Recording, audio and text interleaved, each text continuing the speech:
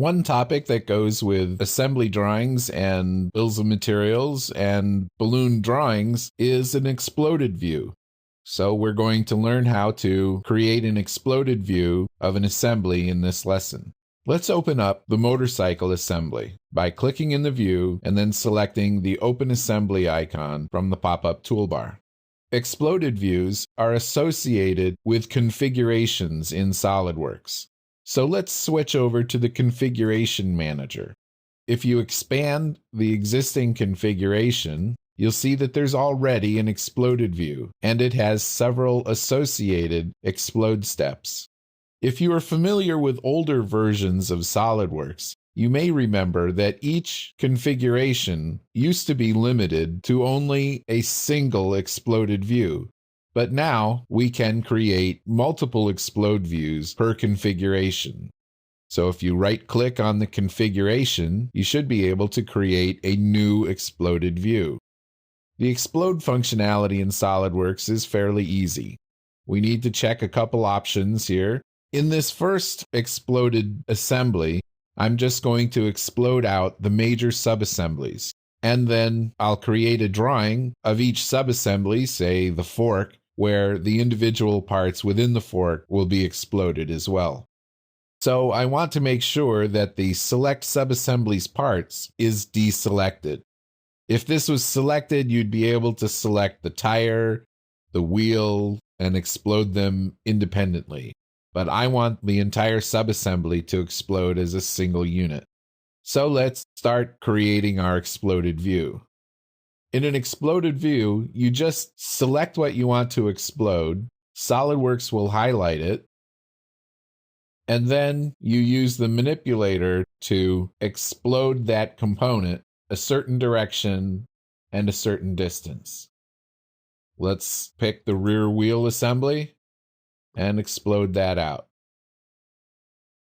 It's a good idea to create your explode in approximately the same view angle that you're going to use on the drawing to make sure that all of your parts are visible and nothing is hiding behind another part.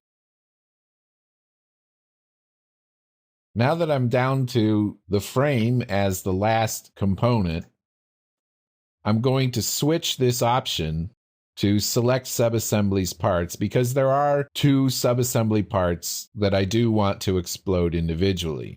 One would be the chain, another would be the gas tank. So if we look at the explode steps that we've created 13, and as I select each explode step, SOLIDWORKS highlights the components involved in the explode, and it offers a manipulator so that I can change the explode distance if I want to. You can also expand the explode step so you can see the components that are involved in that particular step. So now this explode view has been added to the list under the default configuration with the original exploded view. Let's go back to the assembly drawing now and put this exploded view on the second page.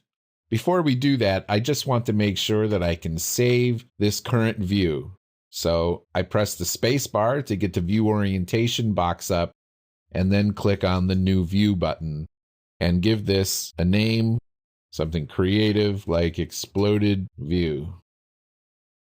I'll flip back to the assembly drawing with Control Tab, change over to the second sheet, delete all of the predefined views, and I'll select one and Shift select the last one in the Feature Manager.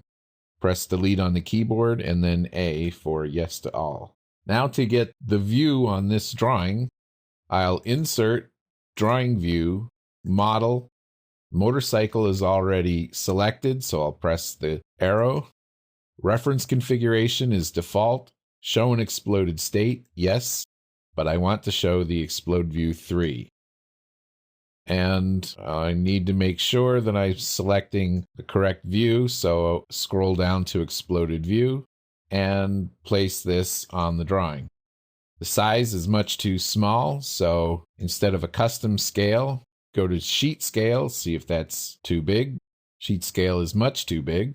First we'll accept this, zoom out, move the drawing view off the page so I can get to the sheet itself. Right-click, Properties, Scale 1 to 2. Instead, I'll make this 1 to 10. And now I can drag the exploded view back onto the drawing, press F for Zoom to Fit, set any other settings that I think are appropriate, and accept.